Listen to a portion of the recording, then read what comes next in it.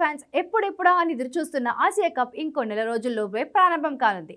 T20 ఫార్మాట్లో జరగనున్న Asia cup 2025 కోసం టీమిండియా ఇప్పటి వరకు స్క్వాడ్ను ప్రకటించలేదు. అయితే టీమిండియా స్క్వాడ్ను ఏ తేదీన ప్రకటిస్తారో మొత్తానికి ఒక క్లారిటీ వచ్చింది. ఆసియా కప్ 2025 కోసం టీ20 స్క్వాడ్ను ఆగస్టు 19న అధికారికంగా ప్రకటించనున్నారు. స్క్వాడ్ను ప్రకటించిన అనంతరం BCCI chief selector Ajit Agarkar press conference నిర్వహించనున్నారు. టీ20లో దూసుకుపోతున్న యువ భారత్ ఈ ఆసియా కప్లో అద్దరగొట్టడం ఖాయమేనని చెప్పొచ్చు.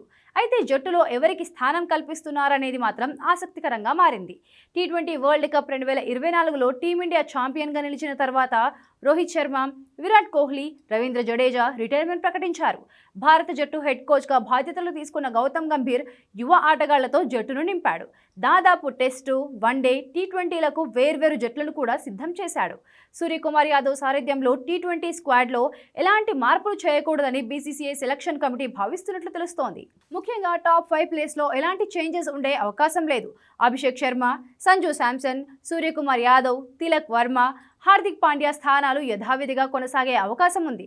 తాజాగా ఐసీసీ ప్రకటించిన టీ20 ర్యాంకింగ్స్లో అభిషేక్ శర్మ నెంబర్ 1 స్థానంలో ఉండగా తిలక్ వర్మ 2వ స్థానంలో కొనసాగుతున్నాడు. టీమిండియా టెస్ట్ కెప్టెన్గా బాధ్యతలు చేపట్టి అదరగొడుతున్న శుభ్మన్ గిల్ను కూడా టీ20 జట్టులో రెగ్యులర్ ప్లేయర్గా చేసే పనిలో పడింది టీమిండియా.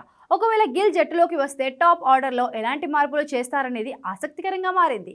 శుభ్మన్ గిల్ ఐపీఎల్లో కూడా చాలా అద్భుతంగా ఆడాడు. ఒకవేళ గిల్ జట్టులోకి వస్తే ఏ స్థానంలో ఆడతాడో చూడాలి.